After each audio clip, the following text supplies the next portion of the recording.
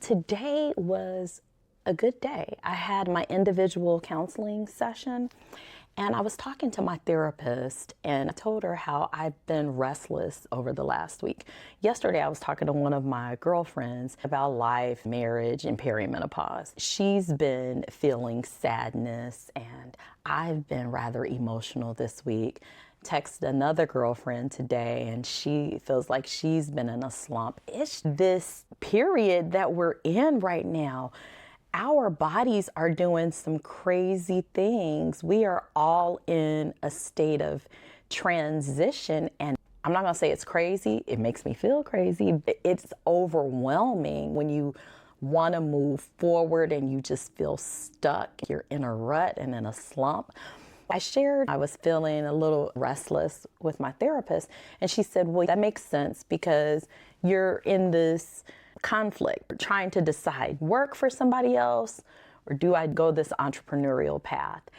I've realized some things that I want to share with you. I've been progressing, just not at the pace that I want to. It's been frustrating and disheartening at times, and I'm impatient.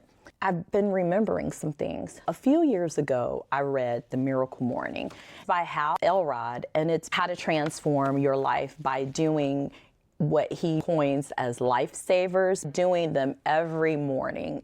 After reading the book, I printed out the transformation journey guide, and step one is to assess your current levels of life satisfaction. 10 areas, you have a pie chart.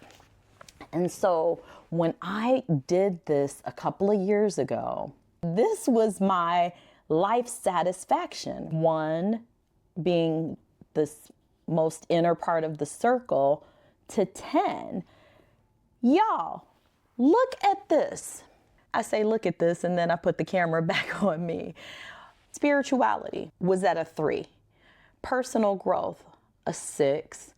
Partner love, a 4. What's this one? Family and friends was at a 4. Contribution and impact, a 3. Mental health and happiness, 5. Fun and recreation, 4. Health and fitness, 5.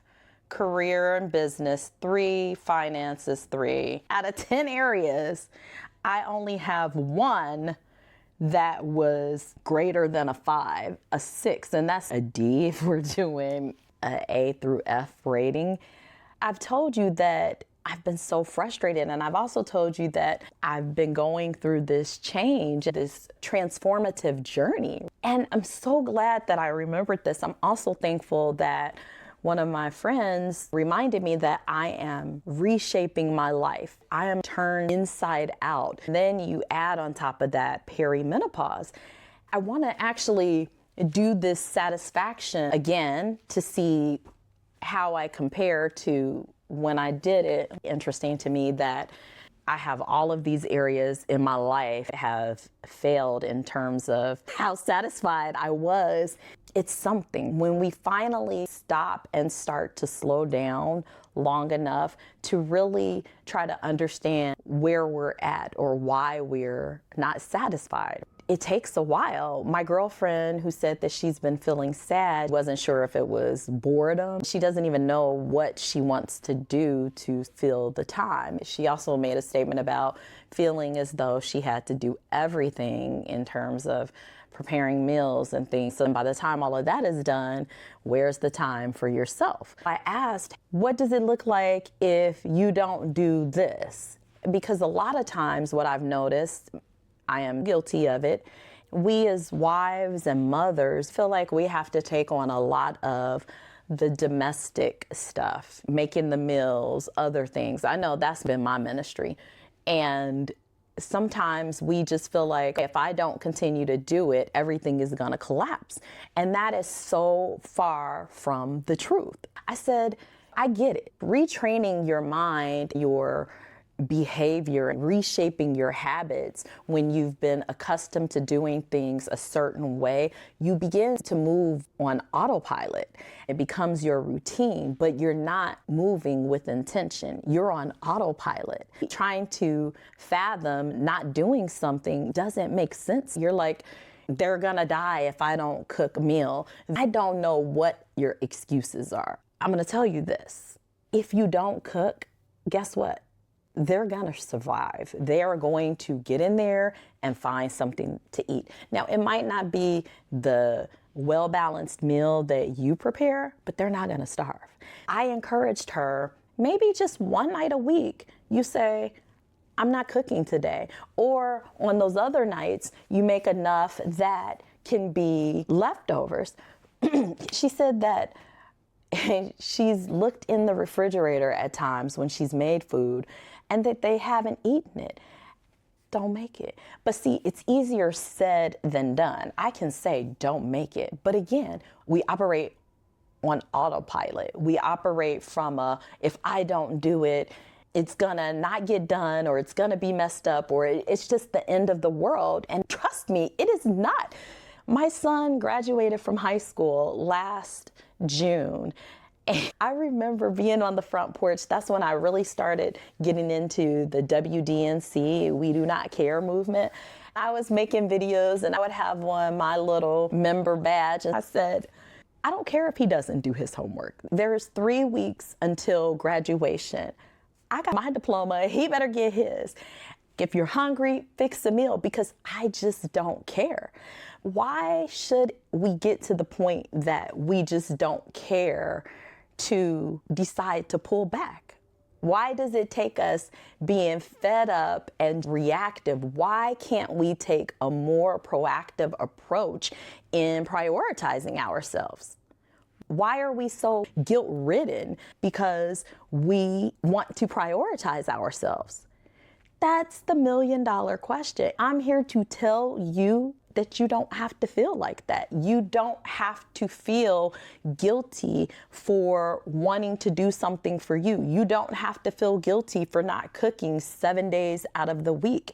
Start small. I understand that it's a hard concept and you've been on autopilot, and so that's what your body does. You have to stop and intentionally say, I'm not gonna do this. But you can do it. Start off 1 day a week. I'm not saying go on strike and be like, I'm done, but start small. We're about to enter spring. Use that time to do something for yourself. I used to call mine Monday me time, because Monday was the day that I did not work. I would not allow them to schedule me on Mondays. That's my day. That's for me. In transparency, I didn't get like this until 3 or so years ago. And by that point, my son is 18, so he was 15. The boys were 11 and 12. So the kids were older and more self-sufficient. I understand if you have smaller kids. However, even with them, you can begin to instill independence in them and start teaching them to handle things. Do they need to go get jobs or anything? None of that. But you can make them a little less dependent on you. Right now, I'm in my she space. This is my area. I have a glass door and I put curtains over it because I don't even want the dogs looking in on me. Mister used to walk by and peek through the glass. I don't want any of you guys to see me. This is my space. I have a speaker in here. I have a little cozy area over here. It's actually the dog's toy box. I'm sitting on a meditation pillow. It's girly. It's pink and it's calm. Let me give you a tour of my she space. Workout stuff, the mirror. Enjoy the journey, because this was a process. She is fierce. Go the distance. My tonal that I don't use. And my goals. Look at that. Alone time each day. Daily H2O goal. Move goal. Just a girl with goals. She is powerful. And you got some more art. Hello, beautiful. Rawr, you're cute. And then my bulletin board. Oh, another motivational pillow. Start each day with a grateful heart. So this is my little space, and I made it For me, get creative, girl. You don't have to have another room. Anywhere that you can begin to just carve out some time for yourself. If you just want to sit, listen to music, whatever, it's your time. Start small. Maybe you can only do 15 minutes. Maybe that's too much. Decorate the bathroom real nice. Maybe that's the only space that you get. I don't know. You have to start somewhere. And I'm here to encourage you not to wait until you're burnt out.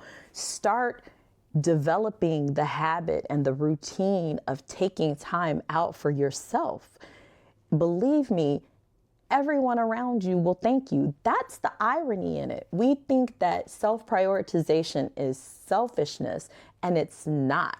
It is self-preservation. It's not selfish at all, because ultimately, when we're okay, everybody else is okay. You have more patience for your spouse and your children, your co-workers, you name it. It's like a domino effect.